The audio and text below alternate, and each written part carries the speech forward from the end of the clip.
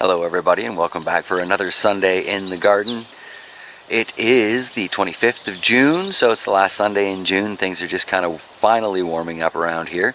I thought today we'd actually take a decent look at what's growing on, and here I am in front of the fairy apple tree, so let's start here. So as you can tell, these are still not exactly huge apples. They do get a little bit larger than this as the season progresses, if I recall correctly, but there are quite a few of them on this little tree.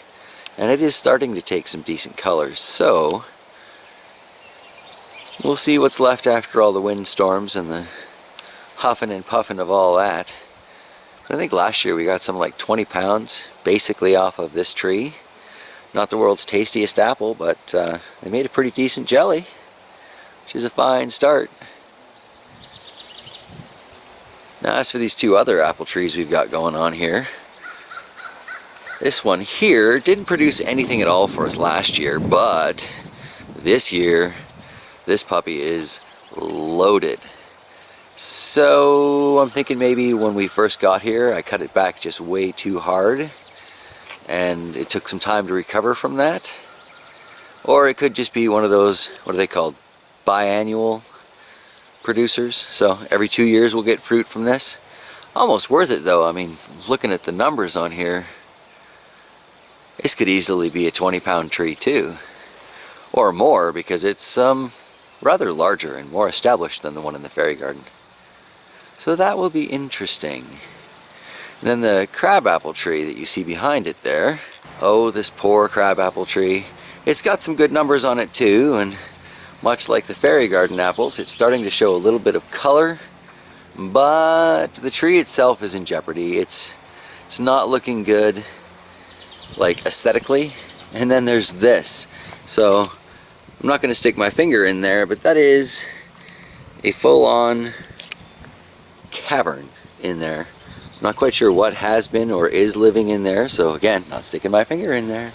But that looks pretty weak considering the kind of weight that's on it and how that weight is distributed, so it's probably going to have to get cut there. And then this one in the middle is all dead anyway and needs to come out because it's stuck in the middle. That leaves this here, which is kind of tall and gangly, so I'm not sure what the future of this crabapple tree holds. There's a very good chance that it's going to come down and given to a friend of mine who likes to smoke their meats with applewood. At least then it can have a nice full destiny. All that jazz. Anyway, carrying on. Also in the front yard we have these wonderful Saskatoon berries, because I cannot say enough positive things about Saskatoon berries. And as you can see, very nice numbers here as well. It's going to be an excellent harvest of these. If I recall, that kind of starts late next month. But either way, basically we're waiting until we see the robins in here shaking the bushes, and then we'll be doing the circle with the bucket, because these things are tasty. And plentiful. Gotta like that. Peonies are looking absolutely lovely over here in the wild section of the front garden. It's a little crazy, but you gotta give nature her space, you know? This is where we tend to find the garter snakes up front too, so we'll just let them be.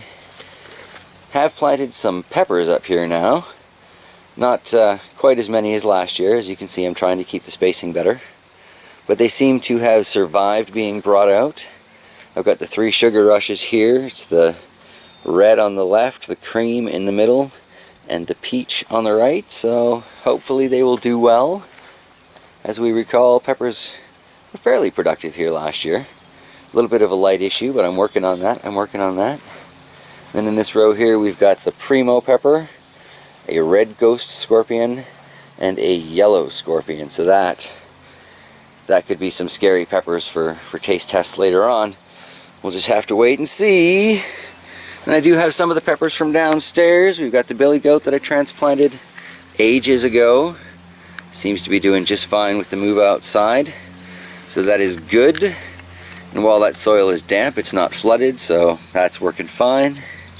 One of these pots is gibbled and doesn't actually drain, if I recall, but apparently it's neither one of these ones. We have a Bahut Jalokia yellow here, and it kind of looks like that is starting to put on a lot of flower starts. Excellent. With luck, get a decent harvest off of that. And because I put it into a draining container, I don't have to necessarily do the flip it and hang it method to ripen up these peppers, because hopefully I'll just be able to bring these inside. And then the rest of the way towards the pier, Shocks did some planting here, but I don't know what she put in there. I know it looks like it needs to be watered, but luckily enough, clouds coming in, so nature will take care of that. I'm curious to see what comes up here though. Probably should have asked while she was doing it.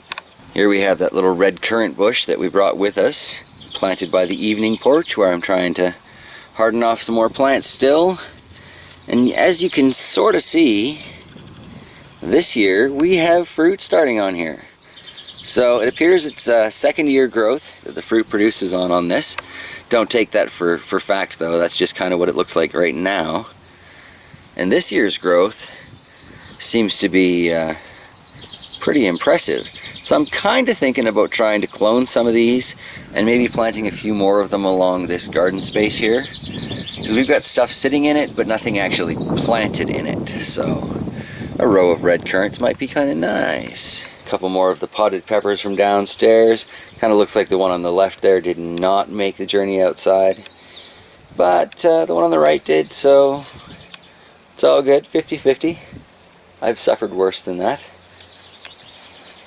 Up over here, I still need to fix up this little koi pond that we got, but the Nepalese bell, it's got lots and lots of new growth in there, so that's really exciting.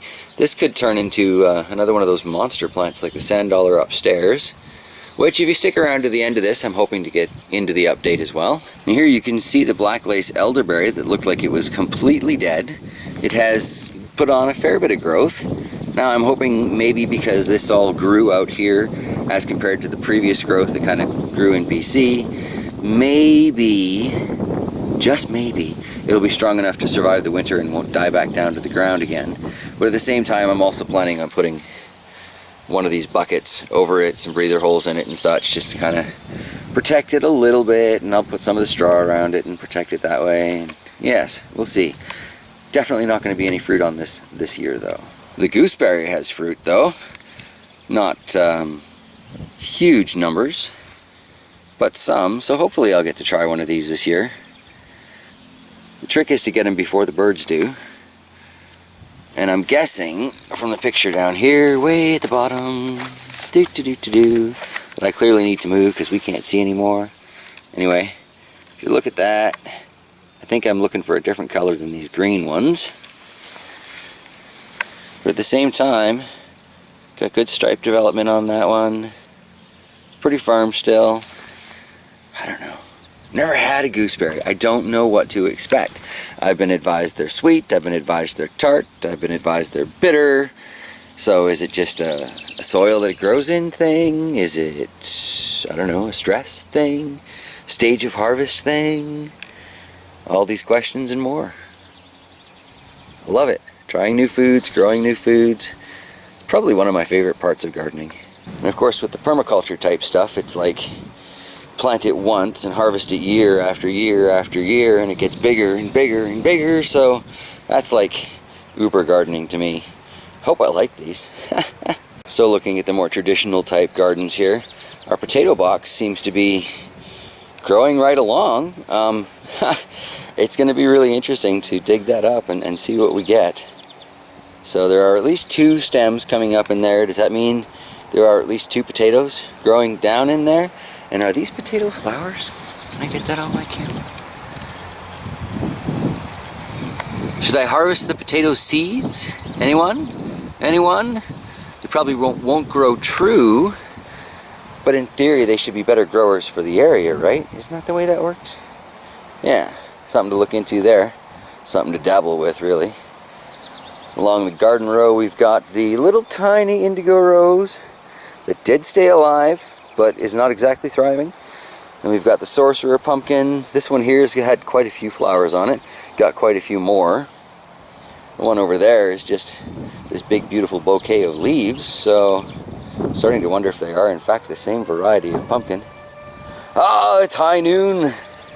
We have this air raid siren that goes off. Well, tornado warning siren, I guess, realistically.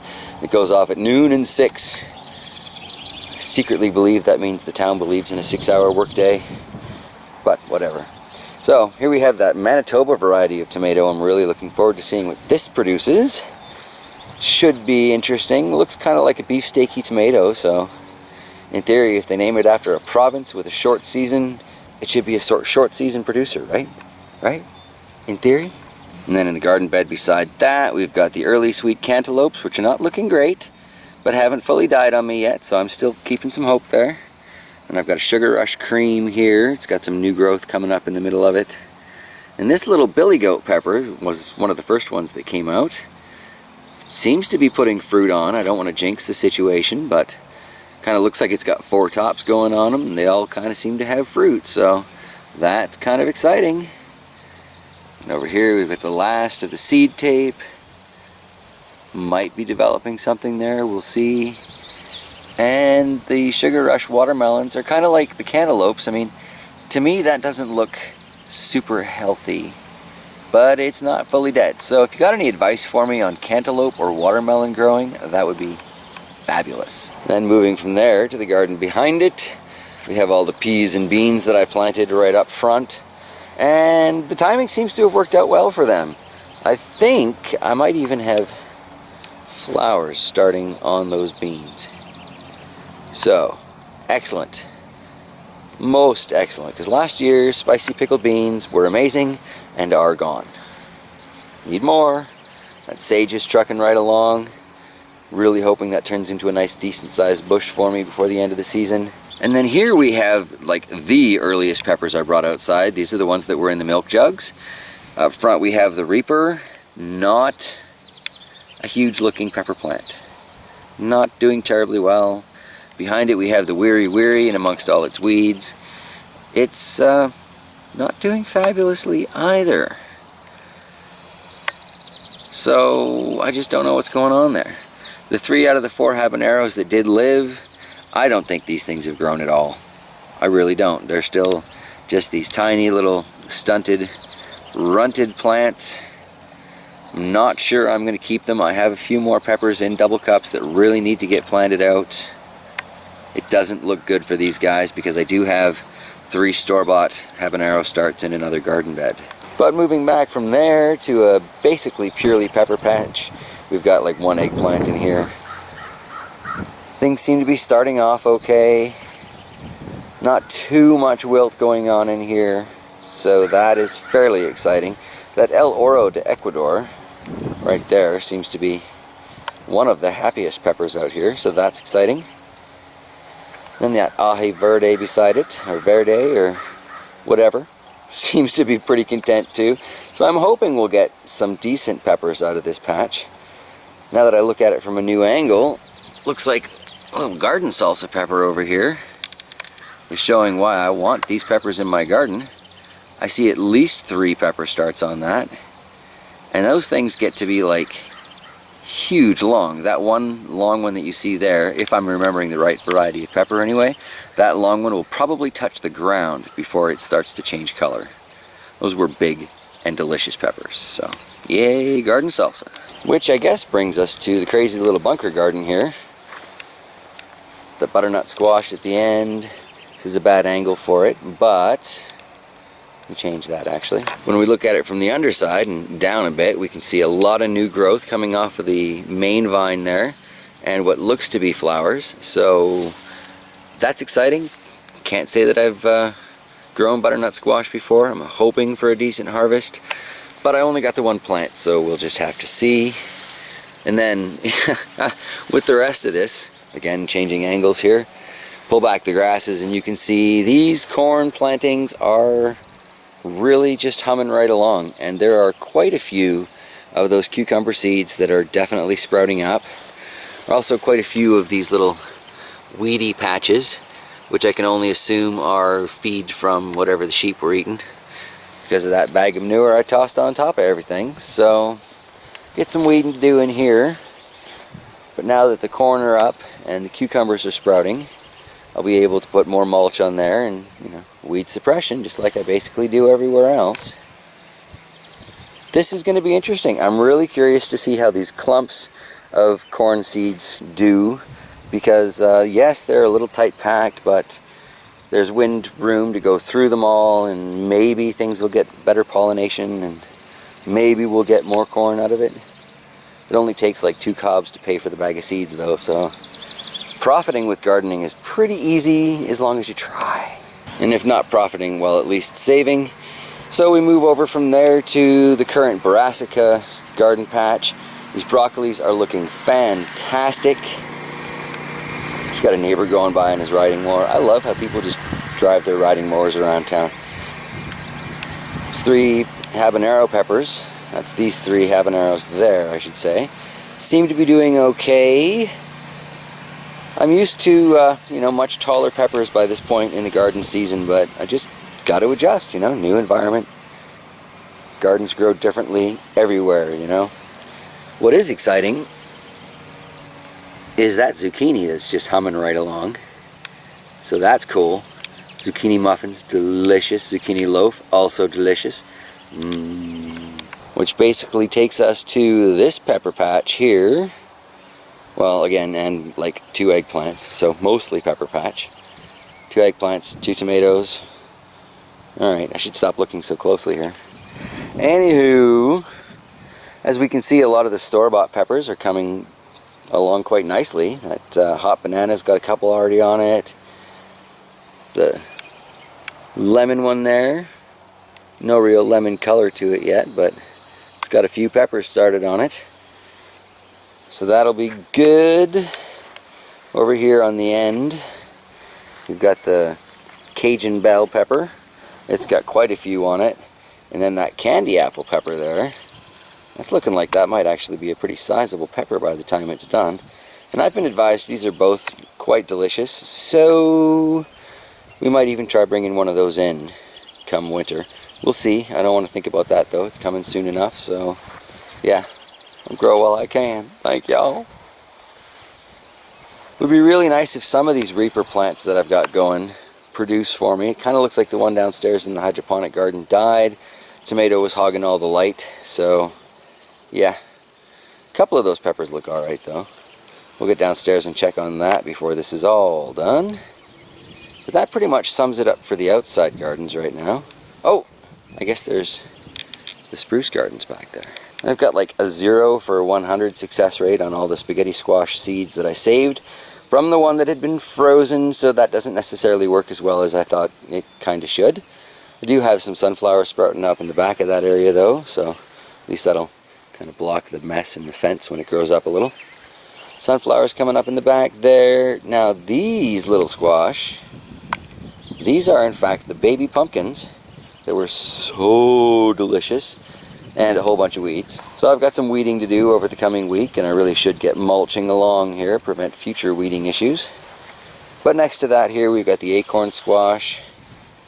Got 3 little clumps of them that are coming up for me. Can't really see that one over there through the weeds, but it is there. So hopefully I will get some of those as well. Acorn squash are just absolutely delicious when they're cooked right, so yeah. And then I guess that takes us to checking out what's still growing on indoors. That sand dollar pepper upstairs is insane. So let's go check that one out. And then here we have the sprawling chaos that is that sand dollar pepper I brought in for the winter and thought was going to die. This thing's just massive, and it is covered in fruit. Little itty bitty tiny baby fruit starts. Some slightly larger fruit starts. And then we've got these ones, which were the first. Still thinking this is going to get a little bit bigger on me. You know, somewhere in the size of a toonie, which is no reference point to anybody outside of Canada, but there you go. And still looks pretty true to form to what I had in the previous sand dollars. So I'm hoping the seeds will be true to form because there are no other peppers in here for it to cross-pollinate with. So in theory, it should be a well-behaved plant and give me true seeds. And I've got lots of opportunities for it to do so. So excellent. And I think that's where I'm going to wrap up this week's little look around the various gardens. I did mention something about checking out the dungeon, but on second thought I think we'll do that maybe midweek. Maybe go back to doing Wednesday videos or something. And yeah, so thank you all for joining me, and I hope you have an absolutely wonderful week ahead. I will see you next time.